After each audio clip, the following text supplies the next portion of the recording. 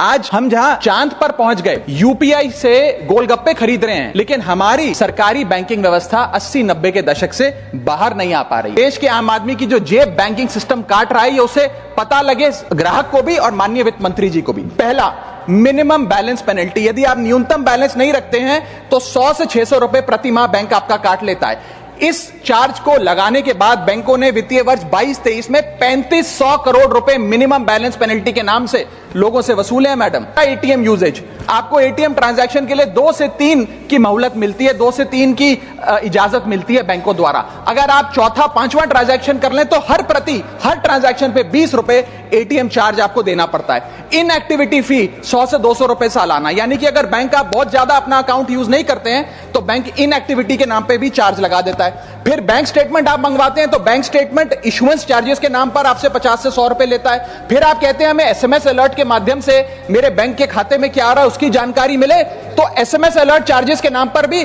प्रति क्वार्टर 20 से 25 रुपए आपसे लिया जाता है। ऑनलाइन पेमेंट करेंगे एनईएफटी की तो ट्रांजैक्शन फी भी ली जाती है। जबरदस्ती आपको पहले लोन बेचते हैं और फिर उसके बाद लोन प्रोसेसिंग फी के नाम पर 1 से 3% लोन अमाउंट का काट लेते हैं। और जब आपकी किस्मत ठीक चल रही हो और आप समय से पहले अपना लोन बकाया जो है उसका भुगतान करने बैंक पहुंच जाएं तो loan pre closure charges, early payment penalty के नाम पर भी बैंक आपसे पैसा वसूलता है। साधारण सा सिग्नेचर बदलवाना हो, नॉमिनी की डिटेल्स बदलवानी हो, उस चेंज पर भी 200 रुपए प्रति ट्रांजैक्शन के नाम पे बैंक आपसे पैसा वसूलता है। और डिमांड ड्राफ्ट पे ऑर्डर बनाने जाएं तो 100 से 200 रुपए प्रति डिमांड ड्राफ्ट आपसे पैसा वसूलता ही वसूलता है। यानी कि कस्टमर्स की जेब काटी जा रही है और कस्टमर्स को पता भी नहीं लगता कि कितना पैसा बैंक इन नाना प्रकार के चार्जेस के चलते आम आदमी से वसूल रहा है।